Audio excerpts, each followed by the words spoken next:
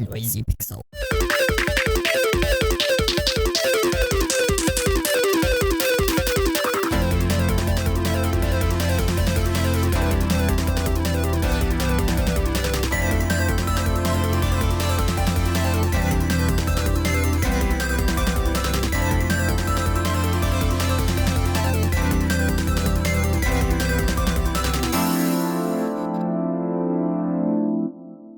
What's up, nerds? Welcome to another episode of the Noisy Pixel podcast, the podcast where we talk about games, but mostly talk about ourselves. I'm your host, Brian, back from a long hiatus of not being around and doing anything Noisy Pixel related.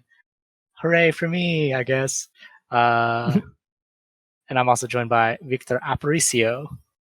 What it is, folks. So yeah, sorry for being AWOL for so long, Victor. And audience, I guess. I've been moving in, as you've heard from previous podcasts, but that's all done now. I'm all set up. As long as your place has a built-in hot tub, you are forgiven. It has a hot tub, but it's a communal hot tub, so you can use it. Which I plan to do at some point or other. But yeah, so I literally moved only like 15 minutes away from where I lived before, but now I live in an apartment instead of a house. But it's nice.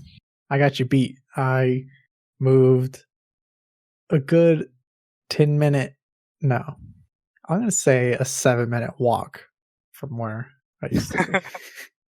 Nice. Really improving your commute. I know. I got you now. Yeah. But yeah, all moved in, got my computer set up, got my internet plugged in. I can finally hardline my computer, which is nice. So hopefully we won't have connection issues with this podcast anymore. Fingers crossed. Don't want to jinx it. Knock on wood. Yeah. But yeah, let's dive into it as always. Get back into the swing of things. What you been playing, Victor? What you been up to? Let's see. So again, for those who listened to the last podcast, thanks to all the Boston traveling and like hacks and all that stuff. Didn't have too much time, but here's what I did on the plane and in between nights. I grabbed my Vita, being like, I'm not going to bring my Switch because I'm probably going to be way too distracted to even bother even turning on a game, which I swear to God to you, I do not know how. I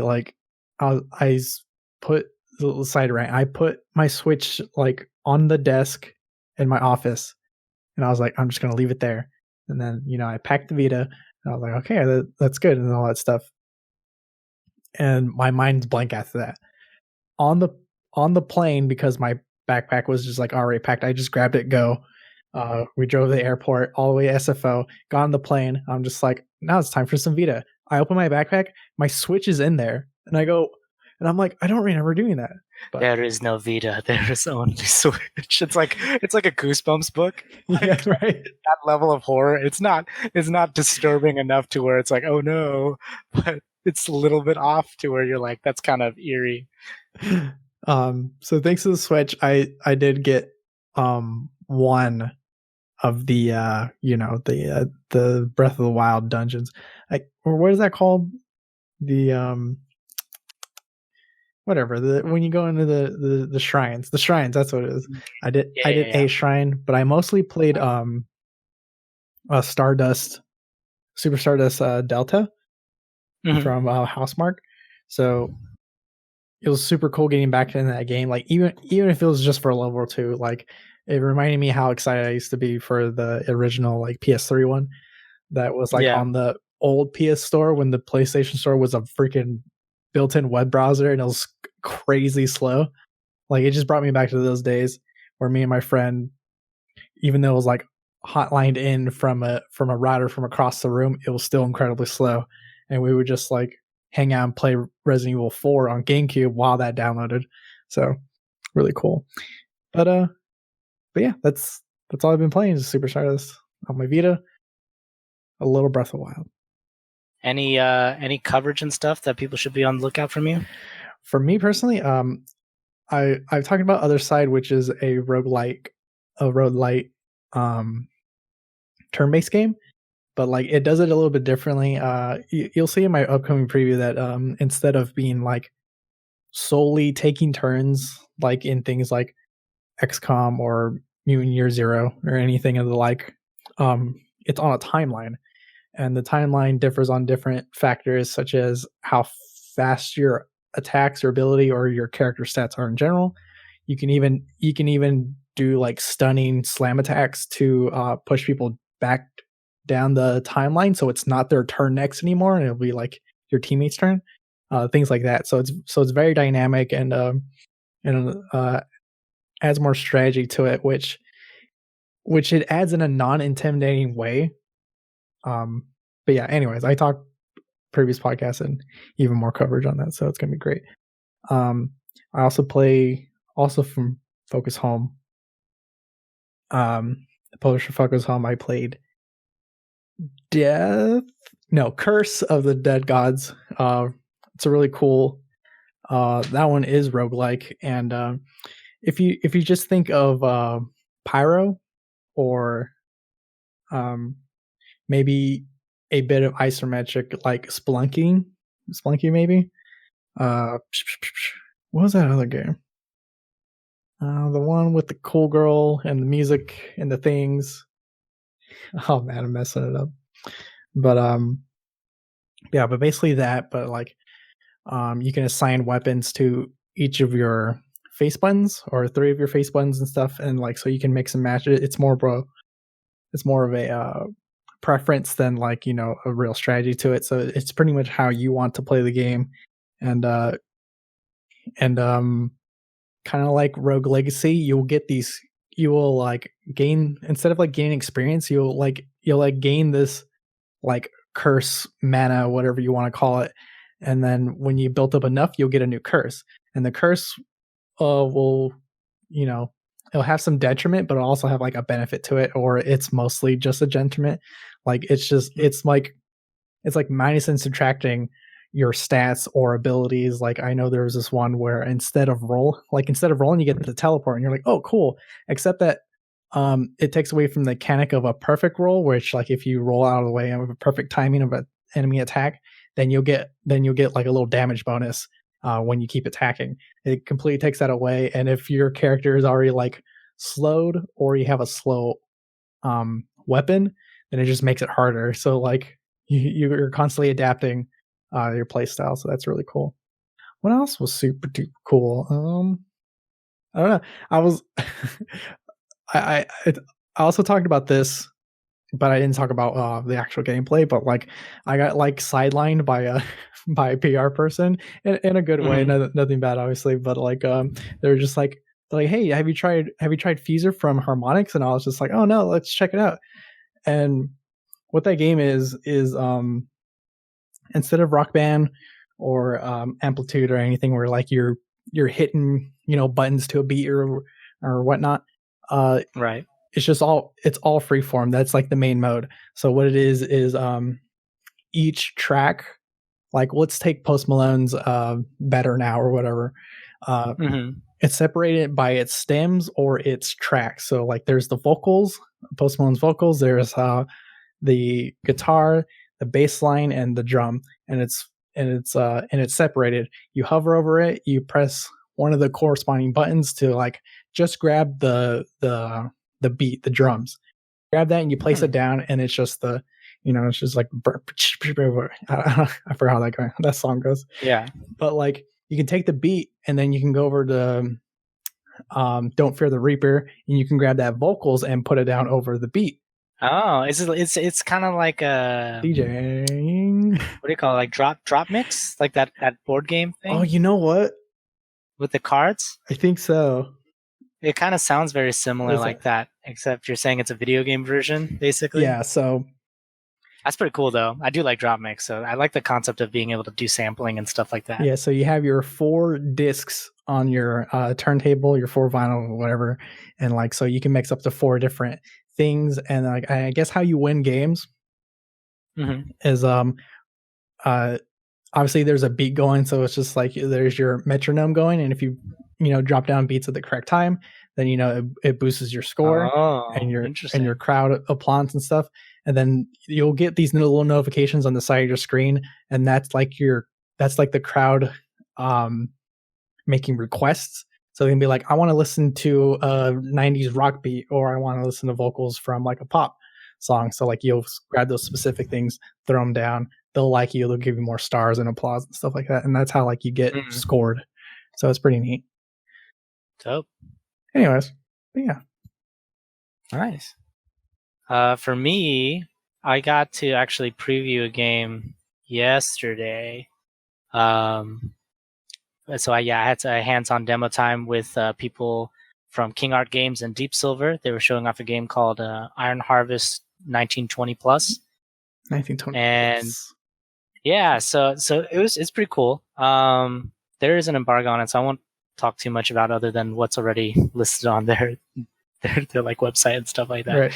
So it's an RTS, and it's set in the 1920 Plus universe, which is the same universe that's like made. Have you played the board game Scythe before? I haven't.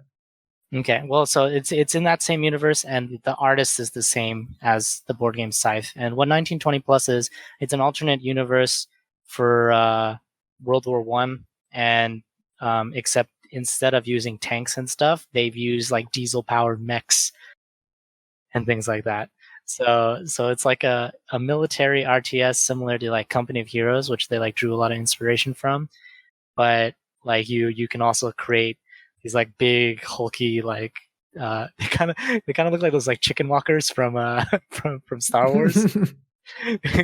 Kind of like that. So yeah, you basically you like make units just like any other RTS, and then but this game is more focused on like micromanaging your like skirmishes and stuff, as opposed to like giant economical stuff like StarCraft and things like that.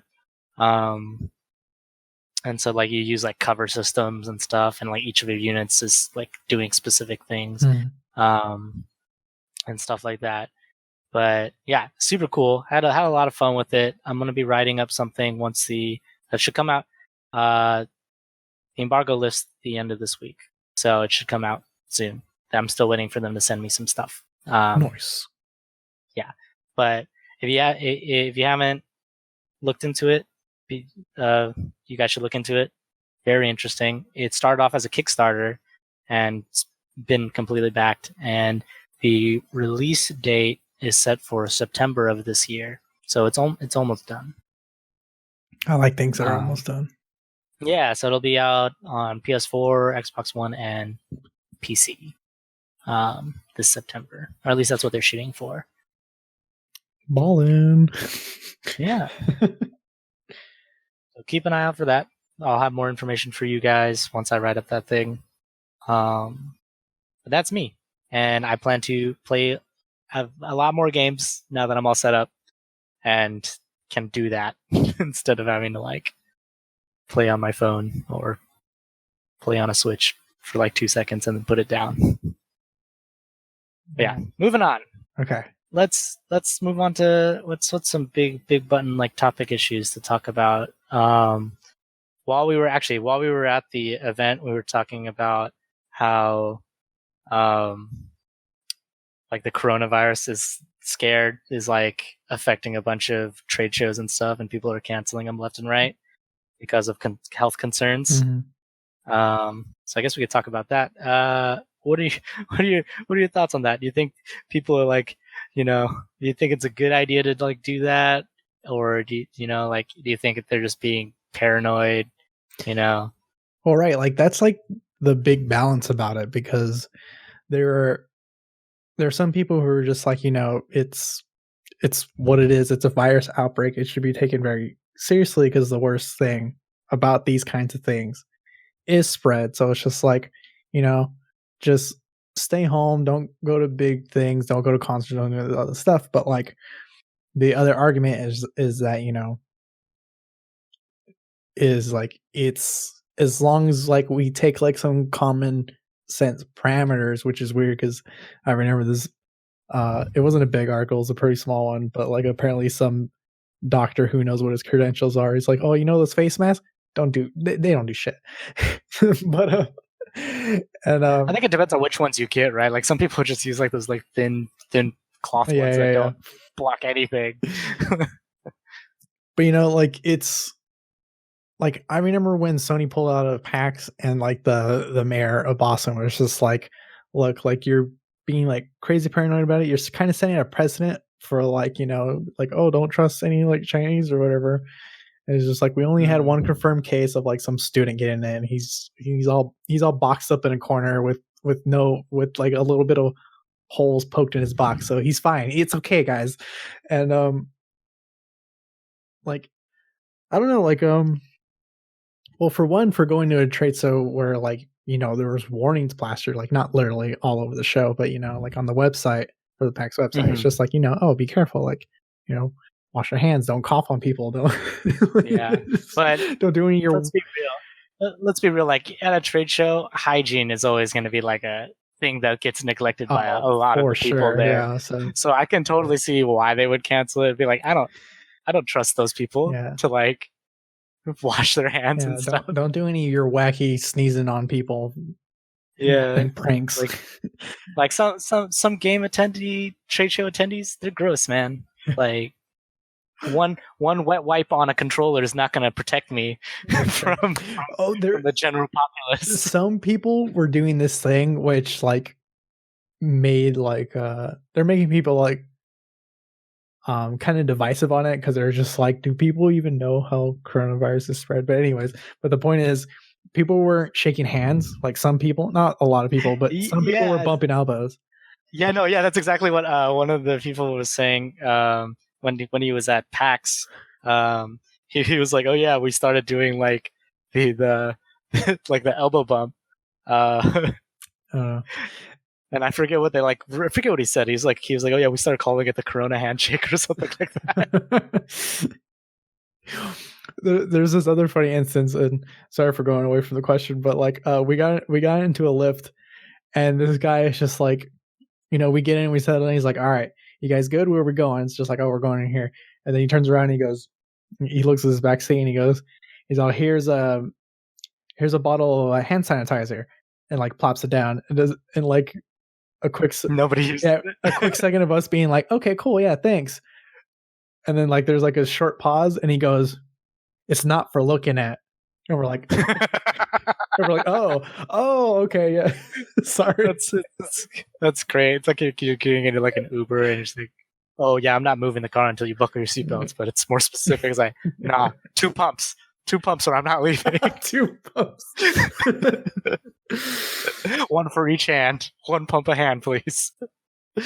But yeah, like I don't know. I'm not a doctor. Like I would promote being just like, like is it really like that detriment that we all like, like take a chill pill for like a few months, but at the same time it's just like, I don't know, just don't be gross when you go other places. Like but I mean like you were just at a trade show. Mm-hmm. So like based on your interactions with people and like seeing how people like were going around in that trade show, do you feel like, yeah, it's probably a good idea people are gross, or you're like, it's not that bad, like it would have been fine? Yeah, like I never felt like, maybe because we're joking about it too much, but like I never felt like in danger. Like yeah, if someone like seemed gross next to me, like all I'm gonna do is just walk away from them. And so just, I don't know, just don't be gross when you leave home. Yeah, just don't be gross. Just have general hygiene, every time you leave your home, just to all my gamers out there, practice general hygiene. Do your gross checklist. When you walk out, the first thing you do when you step outside your door is whip out your phone and have a good checklist, and it says, did you wash your hands? Did you sneeze on anybody? Well, that's like the reoccurring like thing, right? Because I literally just came from like Target and Safeway, and all the like hand wipes, hand sanitizer, and like hand soap, and like all the cleaning supplies, like all the bleach and stuff is just bought out. And I'm just like, so were you not buying these beforehand as like a normal thing? Like, were you not washing your hands and wiping your hands normally? I mean, I was. Yeah. I think what's another thing that I was thinking about with this whole like canceling trade shows due to like coronavirus stuff is like, do you think it's going to be more like games are going to get even more interesting when like there's not a constant stream of coverage for the video game, you know? Ooh, that's an interesting Where question. you're like, right? Because like, you know, like, oh, they do like E3 and like PAX with GDC, and then you see all these like games and trailers and all this stuff to where like at that point you already know everything about the game before you even play it. Do you think this will go back to the good old days where you like didn't really know too much about the games before you bought them, and then it gets that little bit of excitement of something like, what is this? What could it be? Is it good or is it bad? I don't know. There's that potential. There's also the other potential that like PR and like publishers are just like, well, that's a little convenient. I guess now we're just going to do email blasts. So yeah, so like, or I guess the little guys kind of lose out on it too, right? Because then since they're not in the trade shows and stuff like that, they're just gonna get blotted. Because like a AAA game is gonna do well coverage wise, regardless of where it is. I feel because people are aware of its existence. But if you're doing like an indie title and people aren't like actively looking out for it, and you're not at a trade show for visibility, you're kind of just gonna die. I feel. So that's kind of unfortunate. I feel like those are the people who are getting hit the hardest of the indie developers who are at these trade shows. Yeah, specifically for like GDC that got canceled. Like for some of those smaller guys, like, you know, I've been hearing about like, you know, the ticket prices and what it takes to like get over there, and like now that's just gone. Yeah, and like that's just the budget gone. Yeah, then you have to think aside from refunds, but like other than that, like now you have to spend that time you would have had figuring out another way to get like your game or your more voice or put your foot in the industry. So it's a little lame for that. But another positive is, can you imagine like someone's going to show a demo of a game at a trade show, and then it would have been really bad because it's not like done yet. But now, because the trade show gets canceled, they're like, yes, we got some more time to like fix it before we show it to people. Yeah. You know, and maybe like a game that was gonna tank actually is gonna do really well based off of that, just that alone. some guy got like their dev kit PS4 in his backpack, and he's just staring at it with like disdain, being just like, this is the worst build we ever made. This is gonna crash on like all of like, but they're like, we need this build out, we need to show the people, blah blah blah blah. This is gonna crash so many times, and then it gets canceled. Like, oh thank God. Oh thank God. Yeah, they're just like a sigh of relief. I got more time. I don't have to be embarrassed being just like, it's the heat around here. It's because first impressions count for video games, you know? Like you can't just be like, oh, keep in mind this is a very, very early build and you know it's not perfect, blah blah blah. It's like you can only say that for so many things before people are just like, no, I'm pretty sure your game's just garbage, man. So maybe it's gonna be good. They get the little extra bit of development time before showcasing it to people. That might be good too. That's for sure. All right. Well, enough about that. Let's move on to get to know your pixels, Victor. What is you and me? We like to drink. We like to drink the booze, the alley. But when we're not drinking the booze, what would you say is your favorite non-alcoholic drink? So I'm going to break this answer up into multiple categories. Into multiple categories. Yes, I'm going to go with when I was young, when I was a wee lad, and what I've been drinking recently that I'm addicted to. Okay. So growing up, everyone knows that there's this amazing monkey. I was gonna say, I knew it. And he went around with a big old smile. And he just got in your face, and he's just like doing his monkey dances and noises. And at the end of it, a big ass logo that said Tang will come over, and you're just like, Mom, you have 2 seconds to grab me a big ass cylindrical container of Tang, or I'm gonna throw the biggest fit ever. Just give me that big old like metal tin with nothing but vitamin C powder in it. But like scurvy for me, no. And the reason why I think about this is because like recently I bought that little container of like Kool-Aid, and it's the one that's just like, oh, I make like fucking 6 quarts of it, which to me is only like 6 cups, because I get really big cups of Kool-Aid and I like go to town on them. So yeah, and like because it's like mostly like a sugar is like alternative, that mostly takes up this thing, it's practically useless to me. So like when you go to make individual cups of Kool-Aid with this container, like it feels like you're pouring like a fourth of it just to get it to taste like even a little good. Like I was just like, yeah, it's like somehow less, you know, like good, I guess. Yeah, here's the ultimate Kool-Aid recipe. Individual. Once those like weird, I guess how would you describe the shape? Almost like an hourglass shaped, like. No, that's not the right one for Kool-Aid. You know the Kool-Aid like powder big tub things. I think I know what you're talking about. Yeah.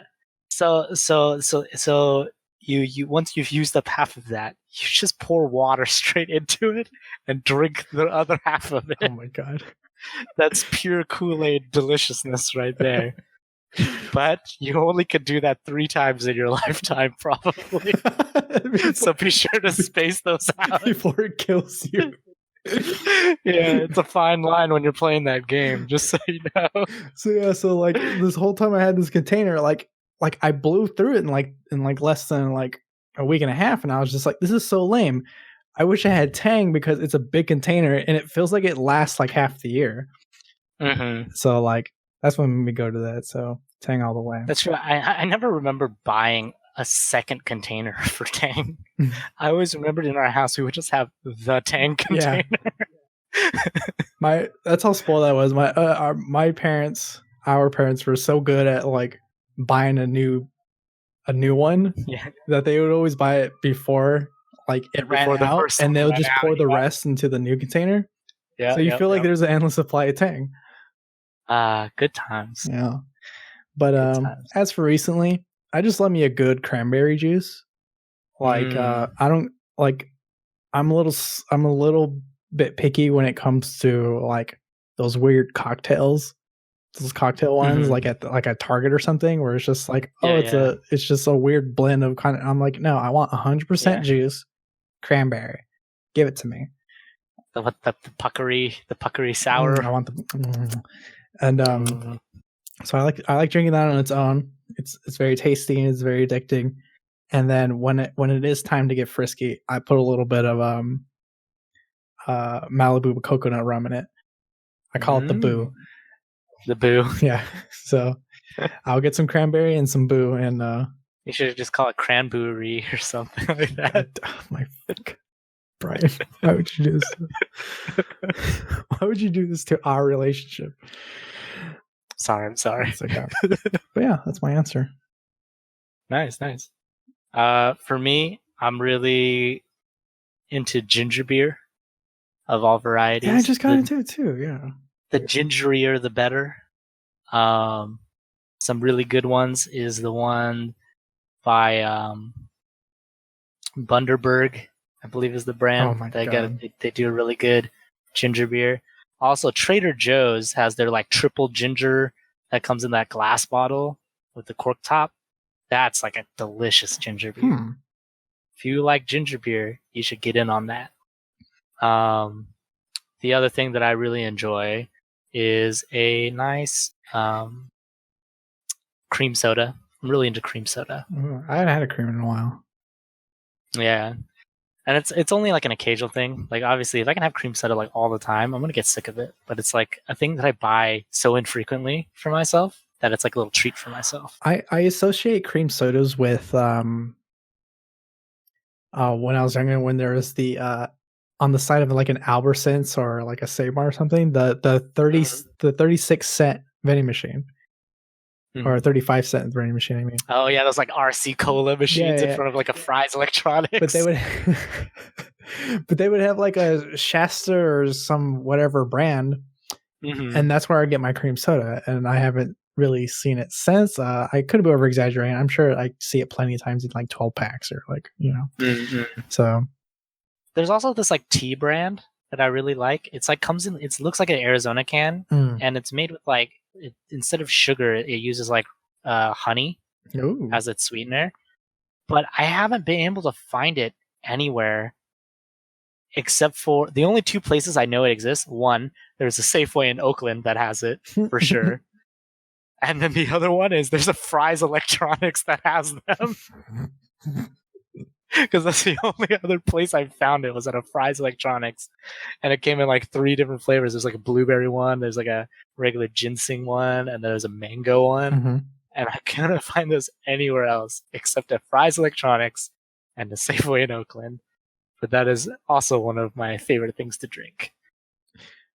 What was I gonna say? You gave me a bit of a flashback with the ginger beer from the Bundaberg because I work at undisclosed alcohol superstore, and there's this time where this guy, he was nuts for Bundaberg, and instead of the occasional times where he would buy the case like diet ginger beer or regular ginger beer, he was like cuckoo for Cocoa Puffs for ginger lime beer, I think, or lime ginger beer, something like that, like some like weird mix of it. And he was going nuts. Like every single time he came in and we didn't have it, he would throw a fit, and he'd be like, "I want to talk to your manager," and all that stuff. Manager would come over, and they'll be like, "Okay, let's look it up for you." It's just like it's not in common stock, which means it just doesn't come in very often, and we don't receive it very often.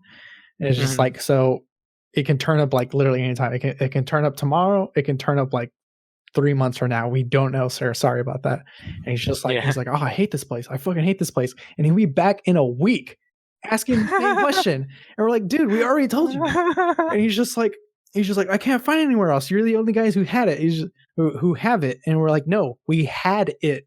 We don't get it very often." Like, and we have this system where like, we'll take down his name, we'll take down his number, we will call, like, we don't fuck around, we will call you. Like we get pinged in the system if we don't call people, so we will call you when it comes in. And he's just like, "All right," and he'll be back next week. Like he's going crazy for it. And the one time we had it in, like, because he was like, because he was going crazy about it, we were telling our buyer, being like, when we get it, when the distributor gets it, like, buy as much as you can. And he did. He bought 6 cases, 24 bottles in a case. He bought all 6 and came back 2 weeks later asking for more. Anyways. Yeah, dude, just like through like hotcakes. He just sits on. That's all he consumes. It's just that. Probably drink it in 2 days. All right, moving on. Back to video games. Oh, yeah. We're going back to video games. This is a video game podcast-ish. So let's move on to game shout-out of the week, which we like to shout out some games that are either have come out this week or are coming out, just so that people keep an eye out for them. They're not obviously they're not going to be ones that we've probably haven't played yet, or it's just ones that we're like, this is a pretty cool concept, this is interesting, or look out for it, check it out, maybe you might find it interesting or something. So my shout out is a game that's coming to Nintendo Switch tomorrow, March 5th. So yeah, now you know when we're recording it. March 4th is when we're recording this episode. I just gave the secrets away. But yeah, so it's coming out on Switch, and it's called Murder by Numbers. And what this game is, it's like Phoenix Wright a little bit, where you're like solving murders and things like that in a like visual novel-esque style. But the gimmicky bit here is that it's they're like pictocross type pixel puzzle things, and you use those, like you solve those, and then they show you an image of like a clue for the murder and stuff like that. It looks really interesting. I don't know too much about it. It's by developer Mediatonic and publisher The Irregular Corporation Limited. So yeah, it's a visual novel / puzzle video game where you solve murders as a detective with your friend that looks like a robot TV.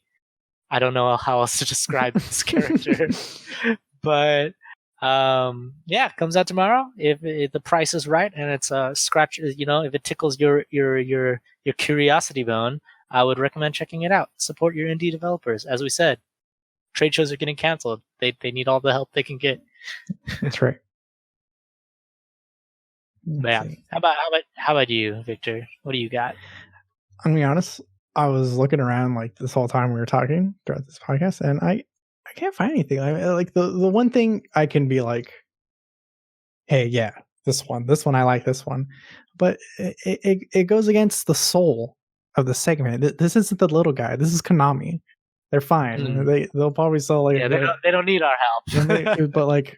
but there's a new Yu-Gi-Oh game coming out. And, I love the PS1 version, and that's literally all I got. And like, who knows how it plays? I mean, it's coming to the Switch and whatnot. So like, the fact that it's on the Switch is a big sell for me, man. It isn't. Yeah. Oh yeah. My buddies are going crazy about it too. Also, it covers 20 years of Yu-Gi-Oh in one game. Like every time a new decent Yu-Gi-Oh comes out, my friends beg me to buy it, but like my only excuse, I was like, I know it's a video game and it'll guide me, but I don't know the rules anymore. I don't know how to play that game anymore. I know it's probably one of the easiest games to learn. It's no Magic, but still. Yeah. So it's out on Switch already. Oh, is it? But the PS4 version and the PC version and the Xbox version all come out at the end of this month. Telling me about the Switch one. Yeah, okay. So you can look. So this one's even better for you guys. You can look up reviews ahead of time, see if it's your fancy, and then pick it up if you want it for a console that's not Switch. Although, to be honest, the Switch is the selling point for me. I don't know why you would want to play it on any. I would play it on Switch or on a mobile phone. I would not play Yu-Gi-Oh on any other device. That's true. Why? Unless multiplayer internet thing is a thing, in which case you want to probably do that on a PC. I mean, a bit like other than the Witcher card game that I reviewed, which was on the Switch, so this argument isn't valid. Is like, I don't know, just kind of be like physically comatose to a couch while playing like a physical card game, but virtually on your TV. Seems a little off. If you get those games, get the handheld. Walk around, go somewhere. Don't spread your coronavirus. Just play your Switch. Sit down on a bench. Apparently, people have a lot of good things to say about this Yu-Gi-Oh game. Oh, yeah. So I might buy it for myself on Switch after this podcast. Because I was playing the mobile version of Yu-Gi-Oh! Duel Links for like forever. Until it got cost too much money to play. So I'm gonna pick this up. Good recommendation, Victor. Yeah, one person has been swayed by you bringing this up. That's one indie shout out of the week. That's one successful one. I think. Indie my butthole, dude. Oh, sorry. But anyways, thanks for listening, you guys. We're gonna wrap it up. This has been the Noisy Pixel Podcast, the official podcast of noisypixel.net. It's a website which has a bunch of video game stuff like interviews, reviews, previews, all that awesome stuff. And we're also on Metacritic, so we're contributing to that big score you see on that infamous video game scoring website. So be on the lookout for our awesome coverage on there. And if you don't like reading, if reading is like, something that's you poo-poo that, then maybe you should go check out our YouTube channel, which is also Noisy Pixel, and there's like video versions of all the reviews and that you can look at. It's like they're like 3 minutes long. If your attention span is short or whatever. Can't give us the time of day. At least give us like the time you spend on the John or something. That's true. But yeah, so appreciate your support. Thank you all for listening. And we'll see you next week. Bye. Bye.